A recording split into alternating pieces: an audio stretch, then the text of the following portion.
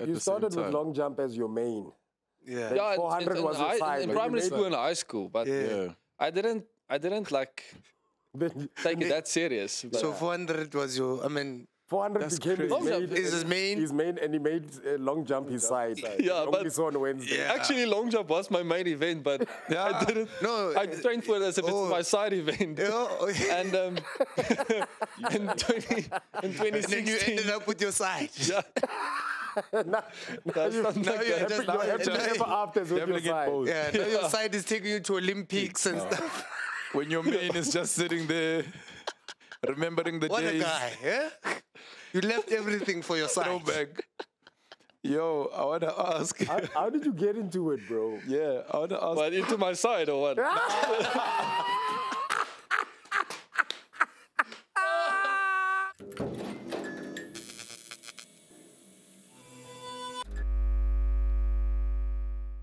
Ladies and gentlemen, welcome to Popcorn and Cheese Super Sport Unplugged. Yeah.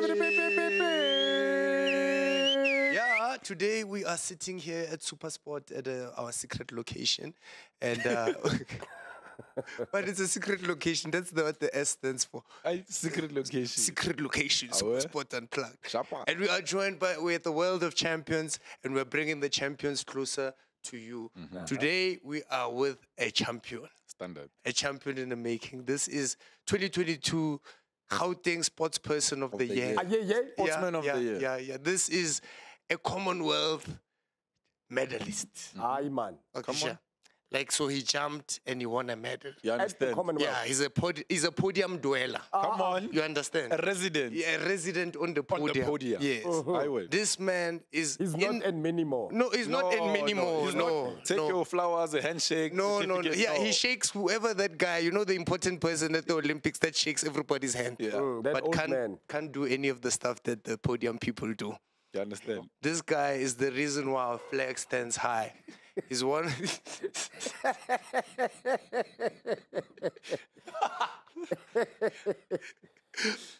This guy is the reason why our flag stands high. Yes, sir. He is a legend in the making.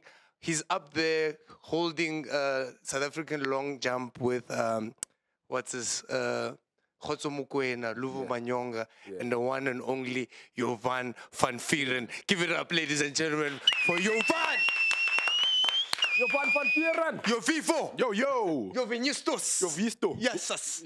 How you say? Hoe gaan dit, meneer? Man. Van wie? No, it's going well. Thanks for having me. Shout out. Yeah, what an intro, man. It's the best intro ever. Yeah, it was wild. Nah, oh, yeah. In Shout terms out. of intros, what number was that? Yeah, top. Yeah, because I saw the one podcast you did, they got your name wrong. That guy said Johan, and that's, your, father's name. Yeah, that's my father. How do you know my father's name, man? We do our research. Welcome to it. Oh, guys. Popcorn and cheese, Same place baby. where you got all these photos. and Exactly, stuff. yeah. We got these photos from your phone. Don't ask us how we got your phone. Yeah. We know what Leave phone it there, you man. use. I almost say I've got two phones. We know how much airtime you have on the other phone. Unlimited. Jovan, bro. But yeah. Thanks for joining us on Popcorn and Cheese Super Sport Unplugged, man. Yeah. I just want you to explain to our viewers, right?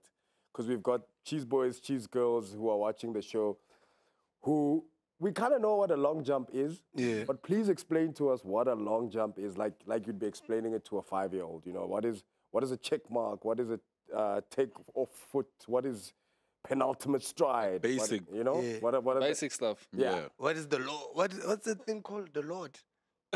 The So Lord. how would you explain long jump to a 5-year-old? Like, I know my coach always emphasizes on doing the basics correctly. So I'm about 27 years old, been doing this for a while now. I'm still struggling with the basics. So to explain it to a 5-year-old, I hope he understands. But yeah, I mean, take off. I mean, you guys know about the controversy with the new plank and all that stuff. And that's where you take off. Don't overstep. That's the main goal. Don't overstep. You can't focus on a jump if you're overstepping and you got a foul jump. But starting from the run up, I mean, you get like an ideal distance where you can produce enough speed and enough momentum to carry over the plank and jump big distances. And then penultimate penultimate step is the second last stride. Usually it's shorter. And then you take off, and then your takeoff leg is usually your dominant leg, and you take off from that. And what else can I explain to a 5-year-old? I mean, just keep your legs up and wait for the sand. So Actually, that sounds like something that would be a dope slogan on a T-shirt, man. Keep your legs up. Jovan, you keep your forgot legs the up. important part. Then you jump. And then you jump. yeah, it's after the takeoff, but And everyone has their own, like, in the sky, like, pose on their face. yeah, I'm usually. You can look at the pictures. I'm usually calm, man. Just Yeah, behind you there, you can see. Yeah, the look at the strength. one behind him. The strength of- Forget about that one. Yeah, it's really like chill, man. Yeah. Yeah, it's chill. man. But nah, it's. I mean, the one time I looked at one of the videos and I timed myself, and I think it's like 1.5 seconds you're in the air, and then you land, and it's all this science behind this long jump event. I mean, And what do you feel when you're amazing, in the sky? Like, do you know as soon as you take off that you're about to do a nah, good you one? know it immediately. You You know it immediately. Like in the air or before the takeoff. Nah, at the takeoff, you know it. You know it. You go higher, you go further, and everything just feels different. I remember with the provincial champs here in Pretoria, came back from Serbia, and then that my first attempt, and my coach usually tells me, listen, just do your first attempt, take it easy. And sometimes I take easy very seriously, and then I jump not a very good distance. Yeah. And I think I opened with a 750. And then my coach was like, listen, you're taking this easy very serious. Yeah, eh? He's yeah. like, you need to wake up now. Yes. I was like, okay, it's fine. Second attempt. Oaks and And- Greece are pushing. Yeah, 800. then I opened up. I opened the Yeah. floodgates, man. And then the moment I took off, I was like, okay, this is big. This is big. And Yeah. went through the air and landed. And as I turned around, I can see the official like lifting the red flag. I was like, no, man, this is nonsense. Ran to the plank and I asked him, listen, what's going on? So I'm making a bit of a scene, but I told him, listen, you need to understand, it's Olympics. We need to qualify, and I want to qualify as early as possible. So then after a whole conversation with the personnel and the officials and stuff, they told me, no, it's a red flag and it's going to stay a foul jump. I was like, okay, it's fine. I'll see you in 5 minutes. And then I went to my coach, and my coach was like, listen, it's there. Just do it again. Third attempt, 823 or 824. Right. Now we're cooking. And now my coach was like, listen, do you want to stop? I was like, no, man. It's like 3 centimeters away from the qualifying. Yeah. And then as I stand on the runway, and usually I start to laugh. And when I start to laugh, I know there's something's you big got is on this. its way. Yeah. So you were starting to giggle as before you're about to take off. And so did the run up and everything. And as I was busy with my run up, I noticed like my watch strap went like this. And I was like, while I'm running, I was like, what's going on here with my With your watch. watch? I still remember it. And as I accelerated the last 10 meters for a plank, and I took off. And exactly the same as the second jump and the third jump. Landed, and immediately I lifted my hands. I was like, this is big, man. This is big. And you try to, like, with the eye, you like try to measure it with, and went to the takeoff plank, and this lady stretches it beyond 827, and I just went ballistic. And I just started jumping and screaming and all that stuff. And my coach just keeps on asking, what did you jump? What did you jump? And I just ignored him flat. And It was just yeah, I just felt like a mountain like off my shoulders. So Sure. That relief. then my coach asked me, listen, do you still want to continue with this jumps? I was like, no, I'm done. I'm done. I'm done, man. I'm done. Yeah. I've done. Yo, congratulations. Yeah. bro. Dope. Yeah. Congratulations. Shout out. bro. Shout out. Let's take it back a bit, right? Because you didn't always start in jumping, right? You were actually kind of dabbling. I think you did. What you did is that you started them simultaneously, and you kind of found your way, because you were a 400-meter runner, and a very good one nonetheless. And I don't know, what do you think you could run for 400 now? No, man, I'll ask the officials if I can withdraw from the event.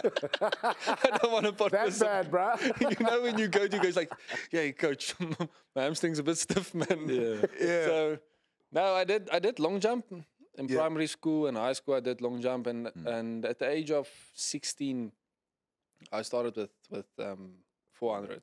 400, So yeah. people saw my stride lengths and they saw talent and all these different aspects of what makes a good 400 meter athlete. Sure. So then I stick to my original coach, my first coach. And so then I joined Tanya Ann's group in end of 2013, 2014. And did 400 full-time, part-time long jump. So I only did long jump on Wednesday evenings. So I only did technique sessions. Yeah, like once. And from Monday until Saturday, I was dying on the 400 meter track. And so I was very privileged to train with athletes like Wade and all those Wade guys. van So, Niekerk. yeah, so after every Wednesday, I climbed into my car and I drove to my coach. And we did some technique sessions and stuff. And I did well. So I always joke with people and told them, listen, I think I'm the fittest long jumper in the world because I'm doing 400 and I'm doing long jump. Because you started with long jump as your main. Yeah. Then 400 was your side. in but you primary made- school and high school, but Yeah. I didn't like Then take it that serious. But So 400 was your, 400 That's became his crazy. main. Is his main? His main, and he made long jump his side. Yeah, Only but- saw on Wednesday. Yeah. actually, long jump was my main event, but I didn't. No, I trained for it as if it's oh. my side event. Oh, And in 2016, and then you ended up with your side. yeah, that's something now like you're that. just You're happy now- ever after with your Definitely get side. both. Yeah, now your side is taking you to Olympics and stuff.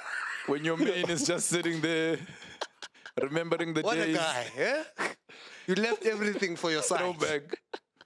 Yo, I want to ask. How did you get into it, bro? Yeah, I want to ask. But into my side or what?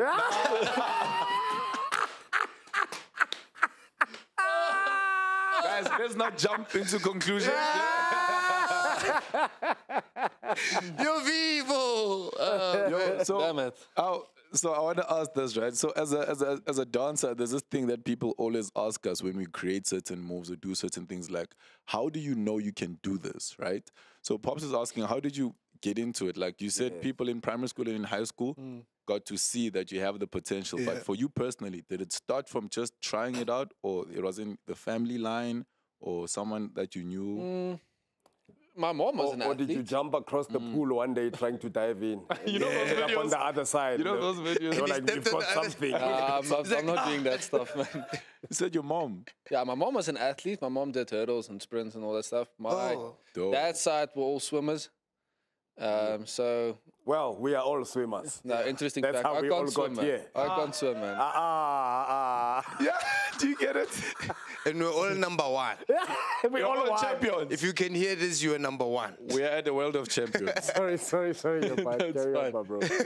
And so now, when was I? I was like, You're saying I think I was like your my mom. your my mom mom was an did it. athlete, hurdler, Dad's side and my is dad was a swimmers.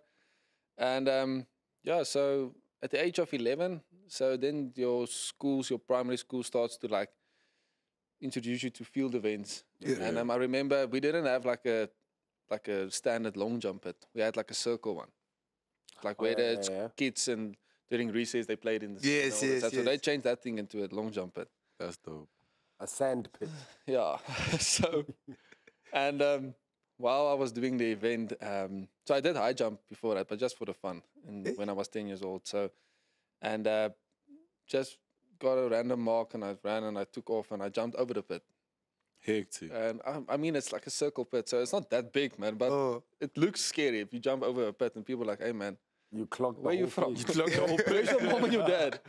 So then it started like clicking, and and then after that, just started to invest in long jump, and I enjoyed it. I did sprints in primary school and in high school as well, but it wasn't my main focus. Yeah. I just did it to enjoy it, but I started noticing I've got a talent, more work ethic as well. Yeah. But talent, when I was like in 2016, I was 20 years old. Opened up my season with a 7.78, still with just 1 week's training and stuff. So then I realized, okay, listen, there's something here. Mm. And and then 2017, I jumped against Luvo in Bloemfontein. Then it was still the night series. So they jumped 8:49. he opened up his season 849. I jumped 780, and so then after that 2017 season, my coach told me, listen, I think it's time for you to go to a more professional coach because I can't help you more than I'm used to doing. And then I phoned Neil, and he told me, oh, he knows about me and he wants me to join the training group. And I remember the first time pitching up at his training group, he told me, listen, what can you do? And I'm like, no, what do you want me to do? And he was like, no, we're going to do 860 meters. I was like, okay, that's fine. I mean, it's 60 meters, not that bad. I'm used to doing kilometers. So this is like warm up for me. And so then I made it a point on day one. I was like, okay, I'm just going to go for the whole group because, I mean, I'm the new guy here now. Yeah, of course. Even though I'm still jumping. I'm the new guy in the group. Yourself. So, he was still with Luvo at that time, but Luvo I think was in PE. So he was coaching both of us, and I had hopes of him and me joining the group together and maybe train together and stuff, but that never happened. So, and then from day one, I just went for everybody in the group, and that's why I say work ethic is my talent. Yeah. I work very hard. It's Yeah. like Bro, hard work beats talent when talent Yeah. isn't good enough, type of thing. So Talking about your hard work, right? I want to know, how do you balance your personal life, studying, competing, especially now with you doing your masters?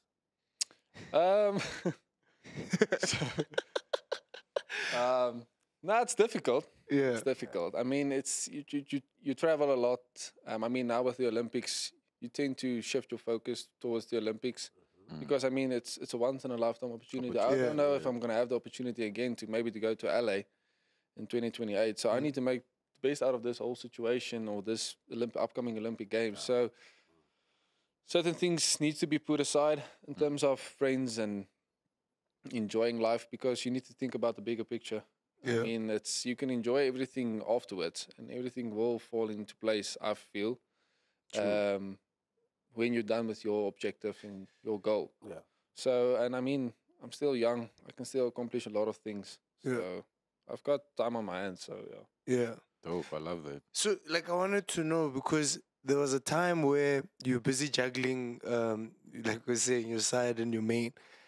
Was it ever like, did it ever hinder, like you doing 400s on all the other days and then trying to make long jump your main focus? Did it ever, like the training regimes in the different type of trainings, did they ever kind of hinder your body in terms of conditioning your body for long jump, but you're training as a 400-meter athlete, or you conditioning your body for 400, but you're training as a long jump athlete? Has it ever, like, what does that do to your body? definitely. Basically, did you have two different training regimes? Yeah. And did Two they ever- different, Yeah, definitely play a big role. I mean, 400, I mean, okay, it's also a sprint event, but it's not like the 100-meter.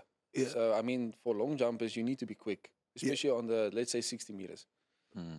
So, the first time I pitched up at the training session, Neil saw my running technique and stuff, and he was like, dude, you've got these huge strides. You don't have fast twitch or anything. So that's where everything like started, like, didn't gel together. Because you're doing 400 and it's a long event, and now you need to do something that's very explosive. You only need 40 meters to jump far. So, and then I think I weighed like, I weighed like 71, 72 kgs when I pitched up at Neil. Yeah. And I'm weighing now 82. So Well, I gained 10 kgs just to change my whole training regime. Yeah. So a lot of more explosive work, and everything changed a lot. Everything changed a lot just by touching it a little bit. I mean, I was like a diamond in the rough technically in terms of only doing long jump once a week, and you're jumping 780. I mean, I don't know what have happened if I pitched up at Neil really earlier in my career. I don't know. Yeah. But I don't think I would have had the work ethic I've got today if it wasn't for Tanya Ans and my former coach. Because, I mean, with Tanya Ans, and that's one thing I'll always be thankful for, is especially with training with Wade and all those people, is that you didn't play around. It was business. When you're doing sports as a business. So And so when we pitch up at training sessions, it was game time. There was no laughter. There was laughter during warm-ups and in the race and all that stuff, but you were too tired, man. The lactic was everywhere. Yeah. So then that's one thing that Tanya Ans taught me, is that in you guys. you need to work hard, and hard work beats talent. And I mean, you can look at Wade, for example. I mean, he's a very talented athlete, but he works very hard. Yeah. His work ethic is, I think, one of the guys with the best work ethics in South African athletics and SA sports as well. And how would you say your training regime is now? Is it still super aggressive, or would you say it's more chilled now? It's more aggressive. A lot of sprints, a lot of explosive things. I usually do Monday, Wednesday, and Fridays. We do like sprints, run-ups. If it's in season, we do 2 days out of the 3 we do run-ups just to get that rhythm and all that things. And then certain days we do just sprints just to keep that nervous system sharp, and you need to be able to handle that speed. Yeah. And then on Tuesdays and Thursdays and maybe Saturdays, if you miss a session, you do jumping technique sessions, and sometimes it's full approaches. So you jump like 12 jumps during a training session. So you're pretty fed up afterwards. So So what does that do to your relationship with Coach Neil? How was my relationship? With Coach Neil Cornelis. So he's more like of a older brother figure. We usually have like 2 or 3 fights in the beginning of the year just to get the emotions and just to see all the gears are held together. And it's important to get the fight out the way. Yeah, no, it's every good relationship has 1 or 2 fights. Yeah. So no, it's I mean, I think he's a guy who's very energetic, very enthusiastic, optimist. He always sees the best in you. And even if there are days where you struggle and all that stuff, he'll tell you, listen, this is what I'm seeing. Because you as an athlete, you criticize yourself the most. And I mean, you're the hardest because you need to make it work. I mean, he's just sitting in the stands and he's just telling you, listen, you're on a plank or you're off the plank or whatever. So he knows I'm hard on myself. So he tends to point out the positives. So that's his job. And he knows I've got enough drive. And if I don't have enough motivation today, I'll find, in a training group, I'll find some sort of motivation. Yeah. But, and then, he guides me a lot. I mean, he's, especially with coming with his background with Luvo and working with a world-class athlete, actually, one of the greats. So he knows how to handle pressure, especially on the Olympic stages. I mean, world stage, Olympic stage. I mean, he's one of the most decorated coaches in South African history. So, and he's even got Ntandu, the Paralympian who also broke the world record at Tokyo. So, this is going to be his 3rd year for sending an athlete to the Olympics. So that's actually a big milestone for a SA coach. And I think based on what I've seen, I think maybe there's a medal coming or what. Yeah, no. And I think you're the kind of athlete that kind of likes that kind of pressure of saying, I don't expect anything for myself, but I expect everything for me to do. So, because I would also, like, I always wonder what they talk to you guys about, especially during the jumps. Do they tell you, hey, maybe try this? What do they say? What does a coach say to you in those instances where you're jumping, but they do say stuff to you? And it seems like it works because every time you come back, it's a bigger jump, it's a bigger jump, it's a bigger jump. So I always wonder to myself, because Khoto won when he was at the Olympics, he had no coach. He had no coach. So, and you just wonder what would have happened if he had a coach, or if it would have been different in that instance. So what does a coach in that instance say to you? I mean, it's just keywords. I mean, there's nothing much you can do. I mean, you can't create like a level 1 athlete into a Usain Bolt in 1 day. So I mean, you can make the athlete, how can I say, worse or decrease his performance by changing a lot of stuff just before he jumps. But I mean, Neil knows how I operate and all that stuff. He just uses keywords because he just needs to keep me present. Does he sing you like lyrics to an Aerosmith song? No. Don't want to close my eyes. You're like, got it. You tend to close your eyes while you're jumping because it's like a fast twitch. But No. He's actually it's keywords. It's like listen, especially Birmingham. Birmingham was actually a perfect example because my first jump, I stepped over I think by 2 centimeters, and then Neil was like, "Listen, go back 4 fingers." I was like, "Okay, cool." I mean, on that stage, the trust needs to be 100%. I mean, you can't be like, "Hey, coach, like, are you sure, man? This doesn't sound like a man." I don't want to go back. I'm going Yeah, so he told me, listen, it's your first jump, it's jitters and all that stuff, but your second jump, you want to go for it. So your adrenaline's going to be high and you know that things are starting to roll now. Yeah. So your adrenaline's going to be there and I need to adjust you because of that 2 centimeter fall. Sure. And as I took off, I jumped to 806. Phew. And as they showed on the camera, there was 0 centimeter space between me and the clay, between my foot and the clay. And that's coaches. And that's coach's input. So I was like, listen, man, it's especially with the provincial champs as well now, where I jumped to 830. That second jump, it was a big jump, but yet again, it's a foul jump, so you can't say anything about it. But then he was like, listen, move back 4 fingers. And I was like, are you sure? He was like, yeah, because your adrenaline's pushing and you want to go for it now. And then I jumped 824, and then he was like, he's going to leave it there because now you've got the rhythm, and then it's 830. So he plays a big role in terms of all that small things, but it's not major stuff. It's not major stuff. Bro, can I ask, obviously, like you've been doing this thing from primary school to high school to now, right? The pressure difference is very big.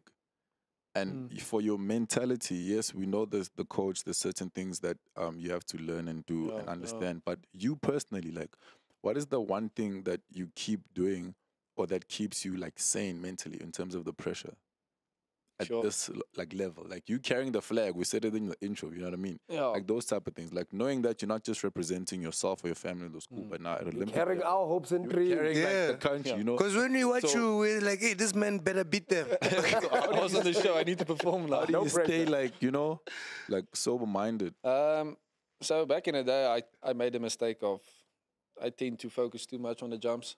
And I mean, just leave it. Don't focus on the day you need to jump because you still need to get past Wednesday, Thursday, and Friday. So I try to like shift things to like micro goals and micro focus points. So sometimes I let myself loose and be like, listen, think about it, get it over and done with, and get obsessed about it, but tomorrow you're done with it.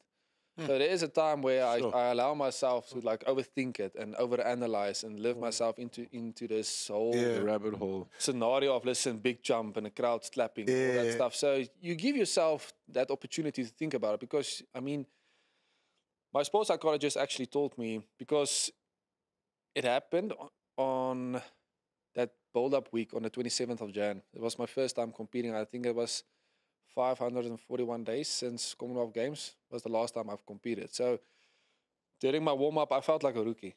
So I was like, listen, I don't know how to focus. I don't know how to get myself into a focus or regain my focus. And my coach came to me and was like, hey, listen, man, so there's 15 minutes left. I was like, yeah, I know.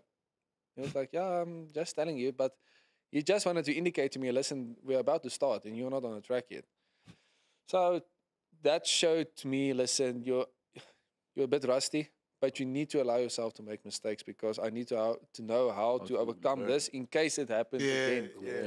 So, and then pitched up on the track and everything was just weird, man. Didn't put up my numbers, didn't do my run-throughs or anything. Everything was just a mess, man. Everything was like literally starting again. Yeah, so it felt like I was like this chaos. It was chaos, man. And I mean, it's first run through, and I just ran through. Nothing clicked. And I remembered my third attempt, I jumped 799. It's also, Neil told me, listen, just get a safe jump just to get another 3 attempts. Jump 799 and foul jumps after that. So it was 5 illegal jumps and 1 legal jump. So that showed me, listen, you need to work on this because this is a problem because you're out of your game. And I went to my sports psychologist and he told me, listen, so what did you do in your build-up? I was like, no, listen, I was too excited. I couldn't stop thinking about, listen, I'm going to jump again this weekend. And he was like, listen, what you don't realize is if you think about it and you put your body, you always get these goosebumps, this rush, because if you think about a certain scenario and all that stuff. And you technically putting your body through the event actually without performing. So it's releasing all this adrenaline and all that stuff. Yeah. Sure. So you putting your body through 18 competitions because you're over analyzing and you're over like imagining this thing, and you're so obsessed about this competition for this weekend that when you pitch up at the event, you have nothing inside of you because your adrenaline is like low because you've been burning it the whole like week you've been in your mind. That's crazy. So your nervous system shuts down because, and I told Neil before, and I was like, listen, I drank my 3 espressos. I can't drink another one because then I'm gonna get heart failure or something. But then I told him, listen, I can't wake up. I can't wake up. I'm scared. And he was like, just do it, man. Just jump and enjoy it. And when I got home, that's where it actually like clicked, and that's where like I actually realized, listen, this was actually a very like big moment, and that's where anxiety kicked in and all that stuff. And then I went back to that's where I phoned my sports psychologist and told him, listen, we need to fix my HQ, man, because this thing dropped me big time. Yeah. So, but yeah, no, because in the training sessions before, and especially in the end of 2023, the December, I mean, the distances and the performance I put out in the training sessions, it was big. It was big. I told Neil, listen, get me a meeting now. I'll qualify for you now. I mean, I didn't even jump full approaches, and I'm jumping distances that's be like, okay, if you're going to put this guy on a full approach, it's all else going to break loose. But it never, never Thank you for connected. that, dude. Like, you have no idea, because we're entertainers, right? Yeah. We go through the same thing. All the time. You know, Definitely. You'll have a show that's a month away. Then you'll start obsessing 2 weeks before. Then a week before. Then the day. So we kind of go through the same thing where you're trying to run the show in your mind, and you're trying to figure out if people are going to be there. So thank you for that advice. Man. Like, it really clicked. It's really powerful. When you said that. Because by the time you get to the show, sometimes you've already had the mentality. You've already done the show in your mind. Like so you're already tired. 500 times, man. Yeah, Because you listen to a song, and then you live yourself into the song and everything, and then you build up yourself, and you're like, yeah, man. And You just want to punch a hole through a wall now. But And it clicked when like what Tsitsi's saying now. It clicked with like when you said by the time you get there you feel exhausted because And you've the already adrenaline run is- this But you don't time. know what's going on because you slept 8 hours, you ate your breakfast, you drank your coffee, everything you did kissed your right, girlfriend, but your whatever. mind It's was already there. And you've already beat those people. Like you've had scenarios where the other guy who was second is now first, and you've beat them. You've went Now, through. because you don't know what to do now because in your mind, you always think about the ideal scenario. Yeah. What's going to happen in an ideal situation? Take off perfectly, perfect cycles through the air, and then you jump beyond the flag and all that stuff. You got all this in your mind, but the thing is, we are humans. We always think about the perfect scenario. Yes. We don't think about what the world can throw at you. Like, I remember in 2022 Curveball. at the SA Coming Student up. Champs, yeah. Student Champs, and straight after national champs. So first time winning nationals, and this the MC at the event, they were like announcing, okay, they're like he's a national champ and all that stuff. So now you like you Feeling shut your good. chest, man. You're big now. Yeah. And I started getting arrogant, and I told the officials, listen, level up there at the back. I want to qualify. Yo. And this official's like, hey, you're a CNVJ. And so then end up second in the heats. Jump 7:45 because I tried too hard. Because I had this in my mind before I pitched up on the track. Like, listen, What music were you listening to? nothing. Yeah. First problem. Yeah, We needed imagine a problem then. But so then end up second. And told my coach, listen, I hope tomorrow is like the worst day ever. And he was like, what? I was like, I hope it's cold. I hope it's raining. I hope it's windy. I want it the worst day as you can get. As possible, yeah. And woke up this morning and I remember my roommate Tembu.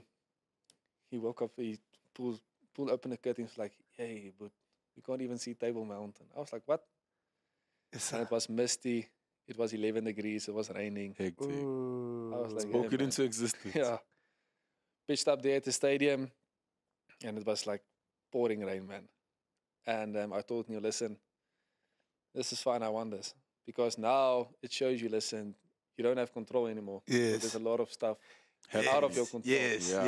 yes. And I had even, I was a bit like, how can I say it, tipped off about the guy who came first. So I was like, hey man, You had a point to prove. Yes. yeah, no, yeah. So enough motivation to go. The into motivation, this. now Yeah. the drive. So in the run up, I was like, okay, cool. First jump, no jump obviously because the adrenaline is too big, and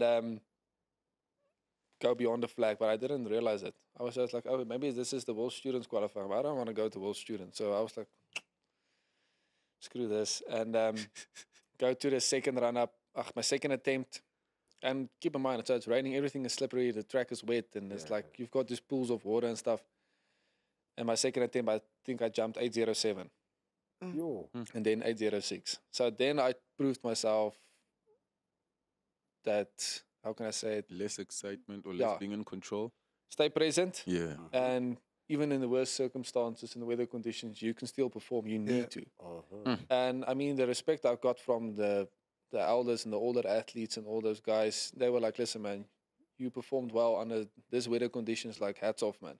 Yeah. And that's why I wanted to show like a point, like, listen, you don't need like ideal weather conditions in the run up and Doesn't have to be spikes the and perfect everything. setting and the You just need to go, man, because most of these athletes are very superstitious. They need warm weather and they need to wear these certain spikes. Like, hey, man, if you put So you don't have any and that's- superstition at all? No. Need to clap twice, no, my man, listen, this before is you one go. thing I realize. If you put power towards something or you give something power that doesn't deserve Observe it, it. it's gonna rule you, man. Yeah, 'cause if you you give be it like, that listen, power. Yeah. I'm not wearing my favorite sneakers today. It's not gonna be a good day. I mean, you've lost the day yeah, You've then lost you've it. lost That's it. man. true. I mean, then I've got advantage over me. Yeah. over you because you believe, listen, your shoes or the weather conditions are making you a good athlete. I mean, everybody's going to benefit from it because everybody jumps under the same sun. Yeah. So it's So, like a lucky charm or whatever. And that's how you... And Bro, I want to know about the athletes in your circuit, right? Who are some of the guys that you'd say are good, and who would you say like is your biggest competition? Who intimidates you, bro? Yeah. Ah, man, I'm from the Free State, man. I don't get intimidated. Free State in the building.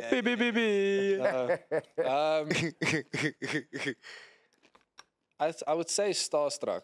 It was the first time was in Potch, was national champion. You remember Philip Potch in 2017? Yes. Where Luvo jumped 865. Yes. Yeah. So 2 weeks before that, he jumped 862 at the provincial champs at Tucks. Yes.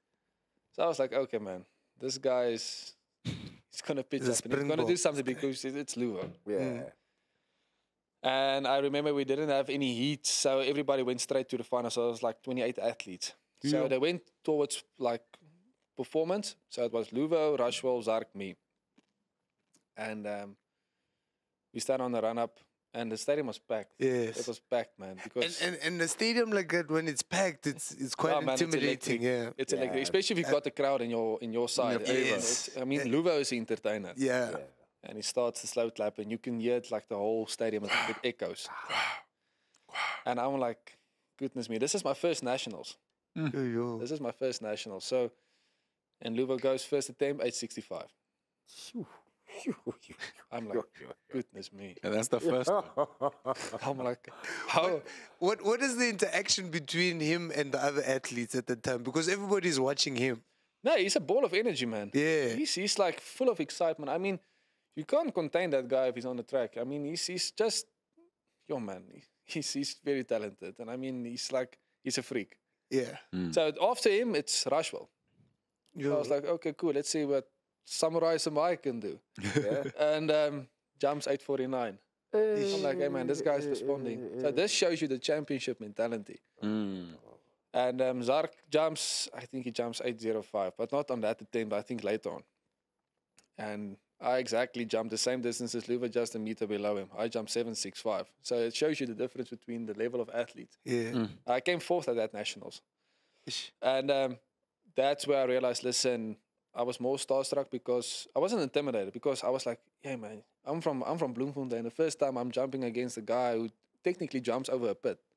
Sure. And that's not just, it's not just Luva, it's Rashwell and it's Zark. the whole I mean, Zark gang. has also got a big PB, I think it's like 841. And Rashwell jumped 849. He almost also broke Gotsu's record. or matched his SA former SA record. So then I realized, listen, there's some things I need to learn from these guys. There's skills I need to learn from these guys, and that's where I think Rashwell took me under his wing, and he showed me a lot of skills. I mean, there's a lot of days I phone him and I ask him, and especially Khotso as well. Yeah. I mean, I have the privilege to call Khotso and Rashwell one of my friends now, but those guys, especially after provincial champs as well, after 8:30, I phoned Khotso and I asked Khotso, listen, just give me your input from your perspective. What do you think?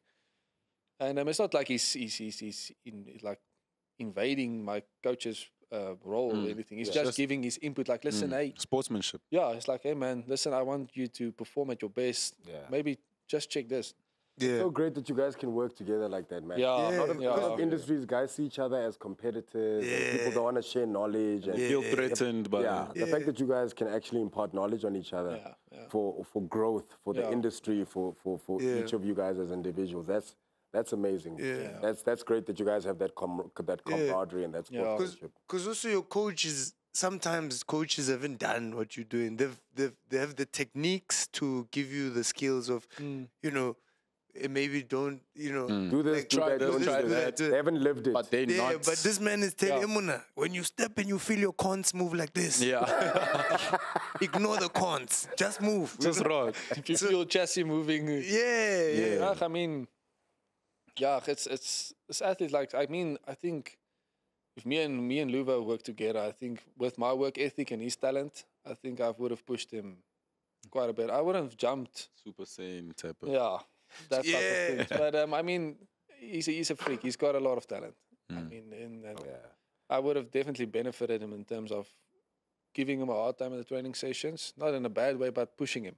In terms of work ethic. But so I know, like you said, hard work beats talent. So talent is, that's one thing I realized. Listen, there might be athletes out there that's way more talented than you. I mean, there's youngsters more talented than me, but work ethic wise, nee, Sian. Verstaan agter.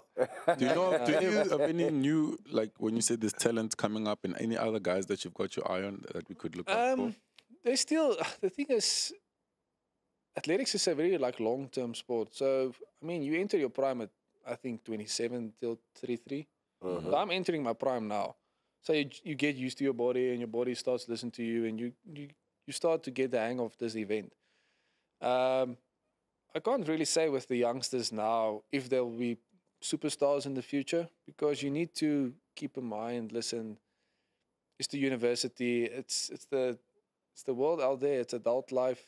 Different world now. Yeah. It's a lot of challenges they are facing the moment they leave school and they leave university, because, I mean, we live in South Africa.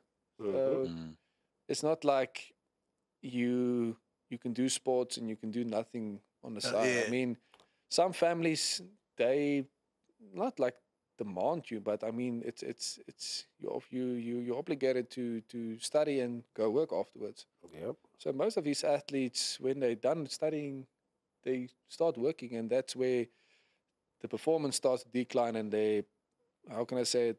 Athleticism also gets It takes a dip, because you're absolutely right. It's like, if we look at soccer, for example, right? If you look at the World Cup a couple of years ago, there was a team, I can't remember which country it was exactly, but someone was saying that all these guys, and they did relatively well, but they were like, all these guys are normal workers. Oh, Madagascar and it was a Rugby World Cup as well. Yeah. It was Namibia. Yes. Namibia, they found some of the guys. These guys are on the farm, and some of the guys are like working in shops and stuff. Like, hey man, you will be gaan rugga speel. I'm like, imagine like ASA phones me like, hey man, we want somebody in Paris. Do you want to go? I'm like, and you're there at the Goud train selling tickets. So checking people's cards. no, I mean, saying people mustn't chew chappies at the Goud train. I know, right? The chappy check. no, I mean, I was when I was like 17. The distances these guys are jumping at the age of 17, it's beyond my PB. I mean, I jumped 710 when I was 17 years old, but yet again, I did 400. I don't know what I was capable of at the time. Exactly. Yeah. I'm actually like a dark horse in terms of my capabilities.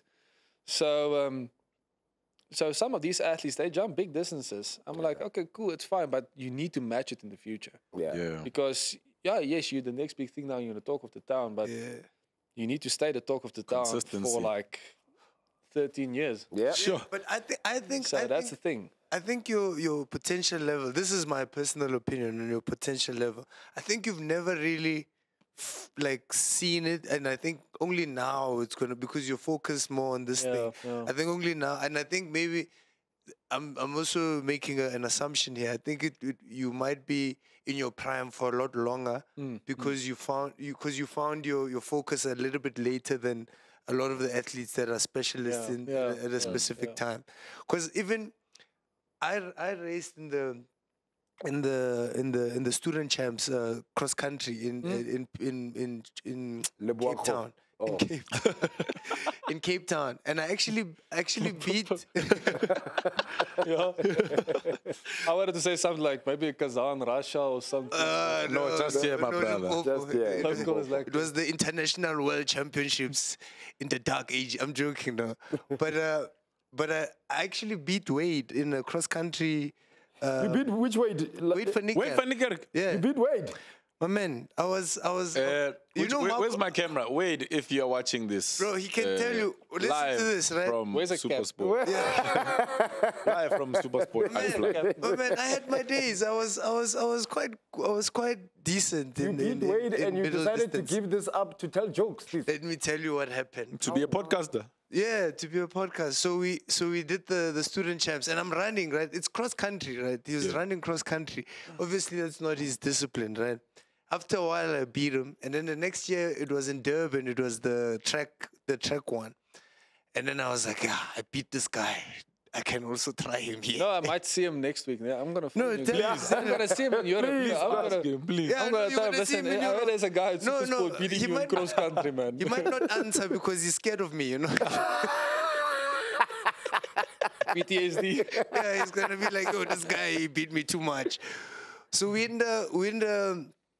go across in Durban. There's a Adidas shop on the other side where you can go into the ice baths and stuff like that. So yeah, like hospitality. yeah, there's a hospitality. So after that, we go straight to the hospitality, and I'm excited to meet Wade because only then I realized this guy is like a superstar. This guy's been a superstar all his life. So we sit in the ice bath, right? So I'm talking, like I'm a very talkative person. Like, yo, bro, how do you do this?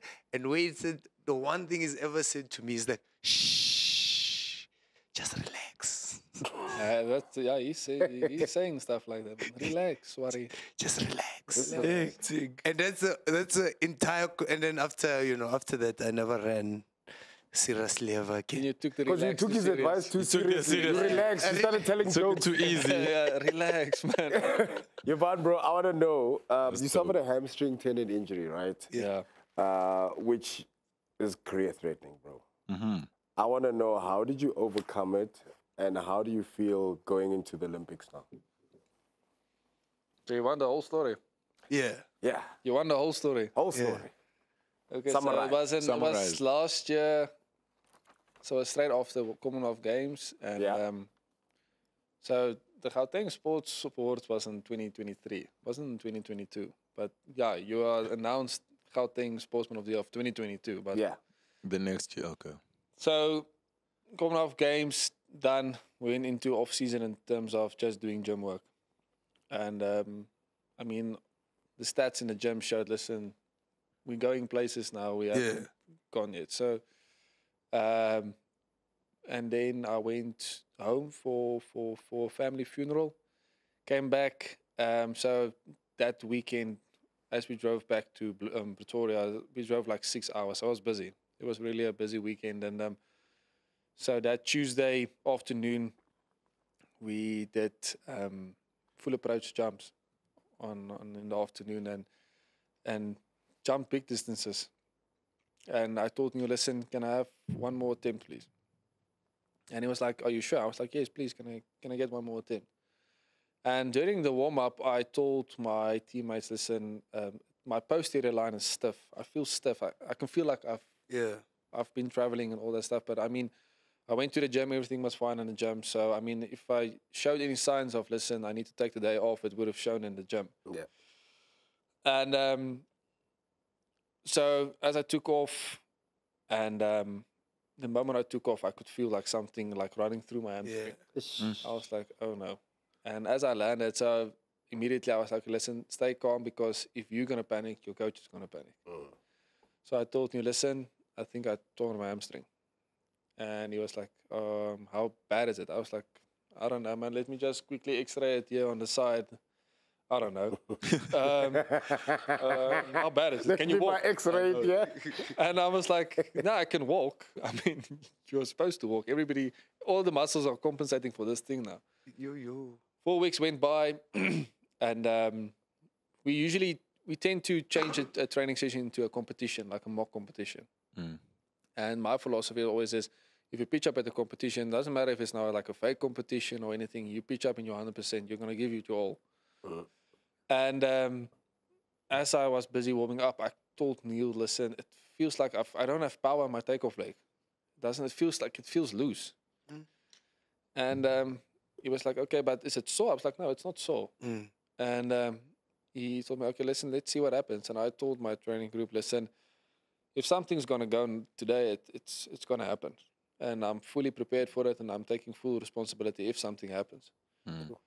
The 2 run-ups, everything is fine, still the same feeling. And so this is 4 weeks after this first incident with my hamstring. And as I took off mid-air, it felt like somebody like shot me in the inside of my leg. As I landed, I couldn't pick up my leg. So I took it like this. So it was sore. It was actually like a numb feeling. And I told him, listen, I think I injured my hamstring again. He was like, okay, cool. And then I immediately made some calls to my agent and to the federation and the SASCOC. And I phoned my conditioning coach as well. And he told me, listen, okay, let's go to the doctor in Bethlehem. So this is Doc Pedri. And we went there, and he scanned me, and he went dead silent. I went in with the mindset of, listen, maybe it's like a huge tissue damage, like maybe like a grade 2, like. Then he went silent. Yeah, he went like, he was like, he took off his glasses, like.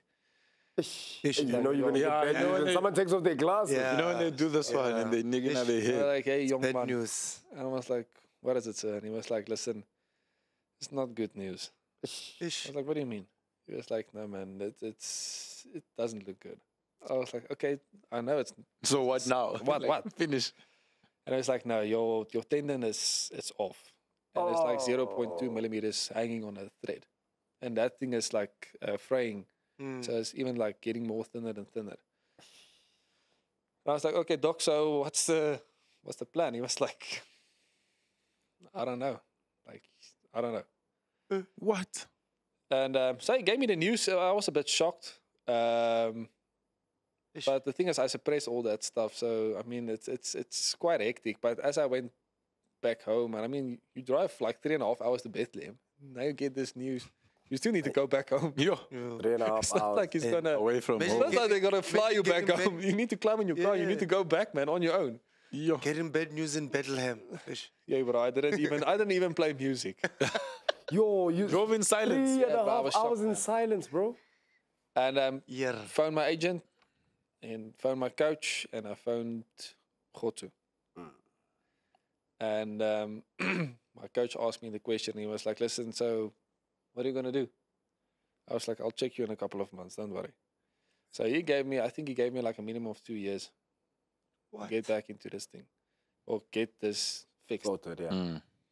And 2 months into rehabilitation, my conditioning coach, also his name is Neil Duplessis. And he told me, listen, we're going back. I was like, what for? He was like, no, we need to go and see if there's any improvement or anything. I was like, hey, man, you're taking me back to hell. And so now I've got this trauma because of this news this guy told me. Yes. And as we were busy on our way to Bethlehem, I told him, listen, Neil, so...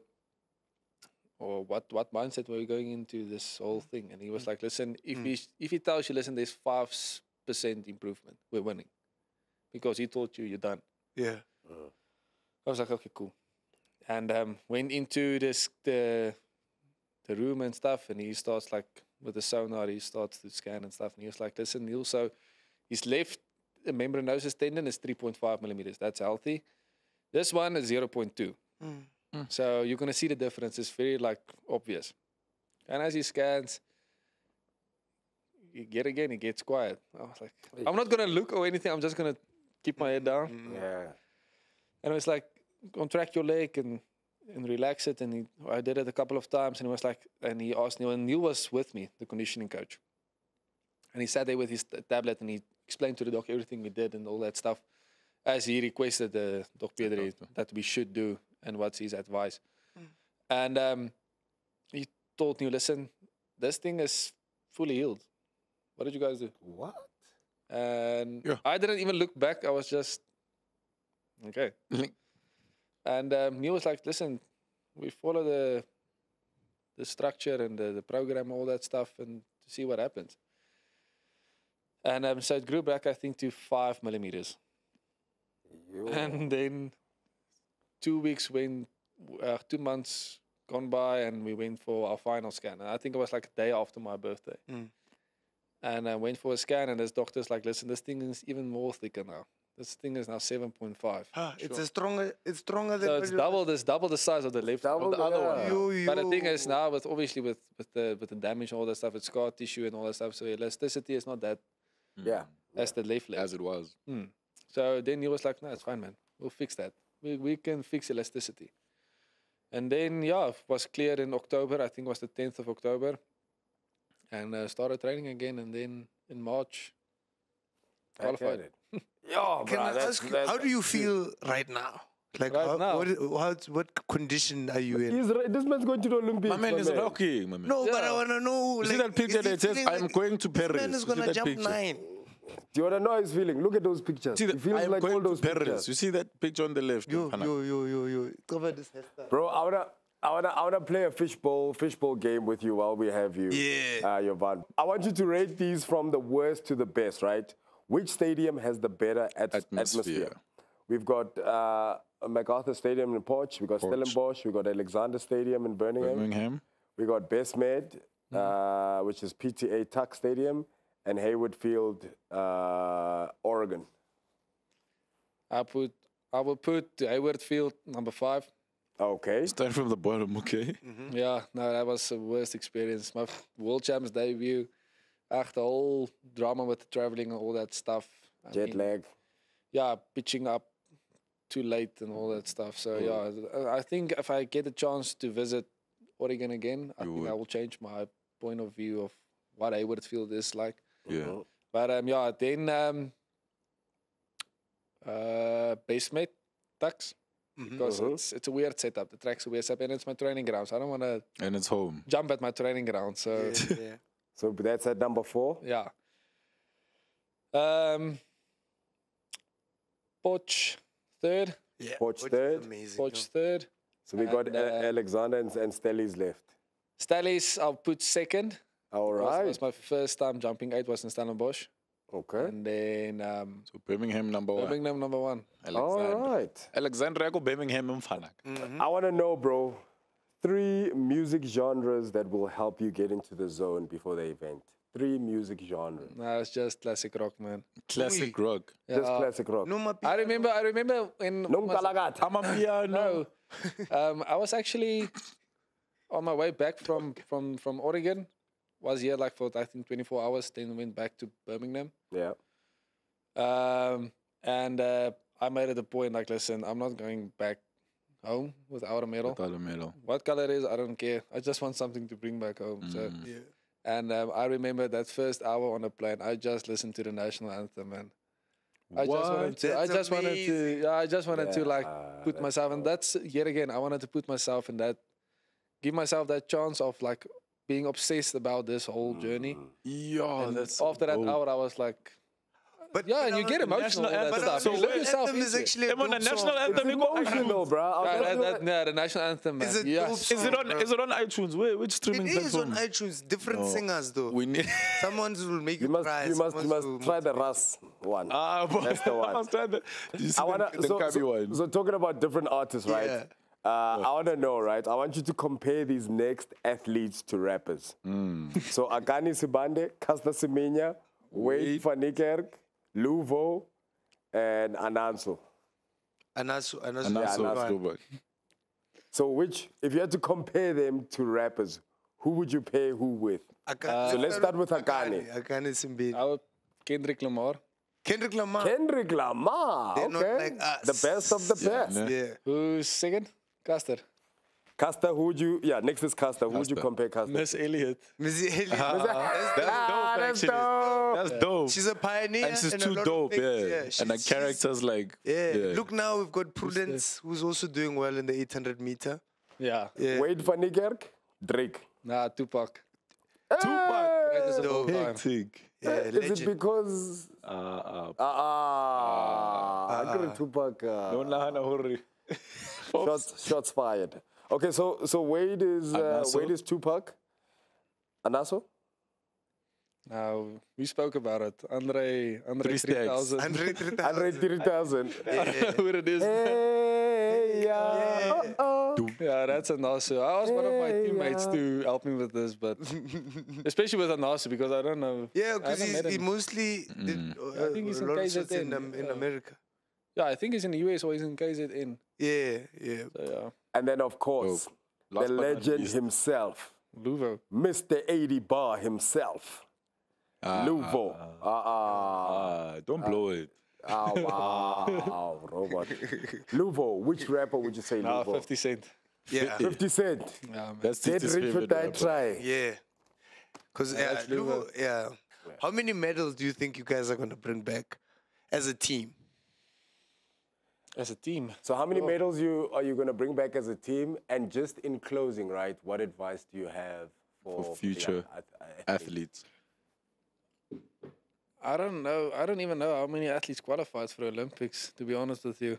I think the swimming's got a very good chance, especially with Tatiana and Peter Kutsia and all those guys. Athletics, I think, overall, I think we can go into double digits. Yes. I think we can go into double digits. Yeah. I think we are sending in a squad like they're entering their prime, and especially with the relay squad as well. Yes. I mean, we are on fire, man. We are a hot plate now at this moment. So we just need to gel. And I mean, I spoke to the relay coach the other day, and he told me like he's got a lot of depth in terms of where he can put an athlete. So that's a good thing. So, and I mean, you're not going to take Akani away from the anchor leg. That's his show, man. Yeah. So, and he's got a lot of experience. So I think the relay it's got a very good chance of medaling. The 4x4 as well.